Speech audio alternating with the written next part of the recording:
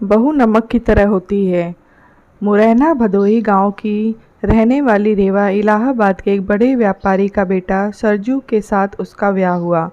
एक नए घर में बड़े ही आदर सम्मान के साथ रेवा ने गृह प्रवेश किया।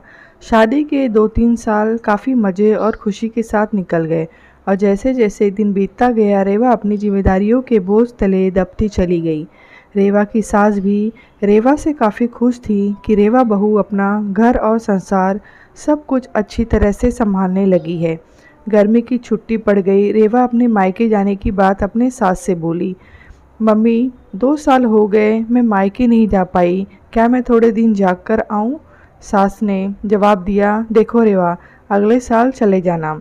रेवा यह सुनकर काफ़ी नाराज़ और दुखी होकर सोचने लगी कि जब चंचल दीदी हर 3 महीने पर घर आती हैं तो मम्मी काफ़ी खुश होती हैं और कहती कितने दिन के बाद आई हो, और मुझे 2 साल हो गए मेरे बारे में कोई कुछ सोचता ही नहीं है।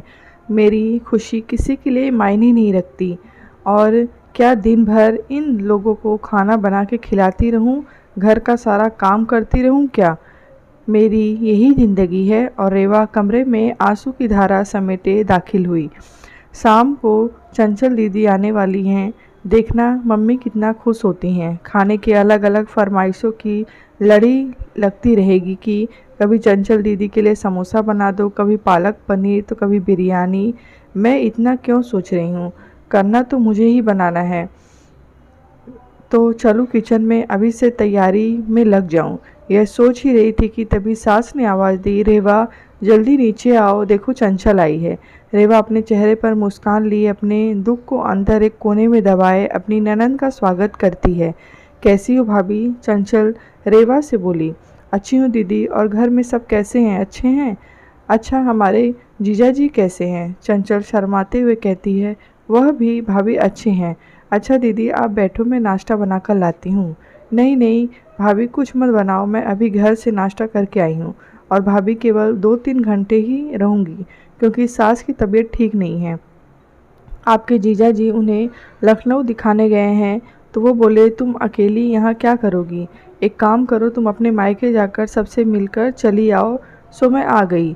मुस्कुराते हुए चंचल ने जवाब दिया, अच्छा दीदी रुको, मैं खाना बना देती हूँ, आप खा भी लीजिएगा और जीजा जी और आपके सास के लिए खाना भी बांध कर दे दूँगी। अरे भाभी, मेरे साथ बैठो, बातें करो, शाम तक मैं चली जाऊँगी, खाना तो बनता ही रहेगा। तभी रेवा की सास ने रेवा से कहा, तुम एक काम करो, चंचल के साथ बैठो, बातें करो, मैं कुछ बनाती हूँ। जी नहीं मम्मी जी, मैं बनाती हूँ, आप दीदी से बात कीजिए। तभी कहा चंचल ने कहा, कोई बात नहीं, आप खाना बनाओ और मैं आपसे बातें करूँगी, थोड़ी मदद भी हो जाएगी, यह ठीक रहेगा, क्यों माँ?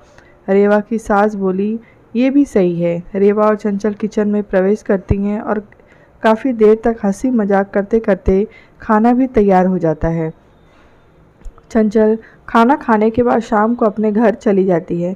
रसोई को समेटकर रात को अपने कमरे में रेवा गई तो सरजू ने कहा कि रेवा, तुम काफ़ी थक गई हो, आराम कर लो। हाँ, मुझे आराम कहाँ है, तुम्हारी माँ तो बस यही चाहती हैं मैं अपने मायके ना जाऊँ। चंचल दीदी 1-2 घंटे के लिए आती हैं, लेकिन मिलकर तो जाती हैं, उसमें क्या, तुम भी चली जाओ रेवा। सरजू ने कहा, देखो रेवा, दीदी भी कहाँ आ पाती जाती है। जब शरद जीजाजी अपनी माँ को लखनऊ डॉक्टर के पास दिखाने ले जाते हैं तभी मिलने आती है, तो इसका मतलब है मैं कभी नहीं जा सकती अपने मायके। ऐसा तो मैंने नहीं कहा रेवा। अच्छा तुम शांत रहो, मैं कल माँ से बात करता हूँ, तुम अपने मायके चली जाना, ठीक है? तुम तो रहने दो। गुस्सा करते हुए रेवा सो जाती है। सुबह उठकर रेवा अपने काम में रोज की तरह लग जाती है। दोपहर में शर्मा आंटी रेवा की सास से मिलने आती हैं और काफ़ी देर की तक बातें करती रहती हैं। तभी शर्मा आंटी रेवा की सास से पूछती हैं कि चंचल की माँ से बताओ कि बहू और बेटी में क्या फ़र्क समझती हो? रेवा इस सवाल के जवाब का इंतज़ार कर रही थी कि मम्मी जी का इस पर क्या जवाब होगा। रेवा की सास ने मुस्कुराते हुए बोली, बेटी कैसे भी हो पर वह मीठी होती है, बहू नमक की तरह नमकीन होती है। यह सुनते ही रेवा निराश होती है और दिल भी काफ़ी दुखी हो जाता है। शर्मा आंटी चली जाती हैं। काफ़ी देर तक रेवा ये सोचती है कि मैंने मम्मी के साथ क्या बुरा किया, मम्मी मेरे बारे में ऐसा क्यों सोचती हैं। और वह अब घर में निराश रहने लगी।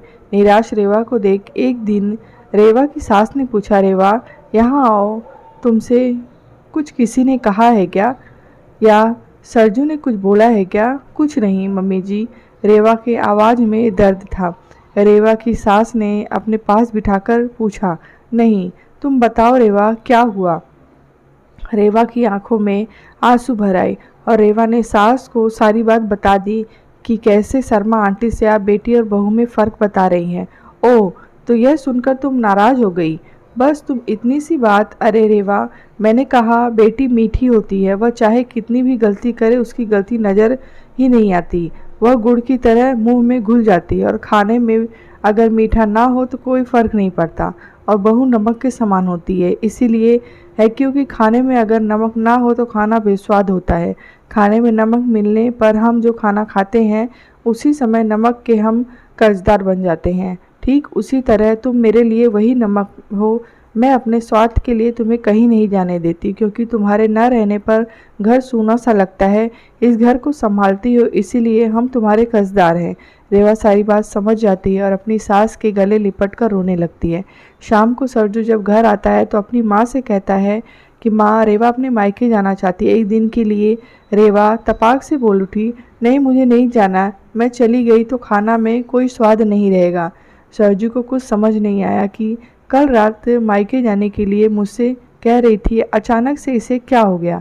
सरजू सोचने लगा कि इन औरतों को समझना मर्दों के बस के परे है। रेवा की सास रेवा के सिर पर हाथ फेर रही थी और सरजू एकटक लगाकर रेवा और अपनी माँ को देखता।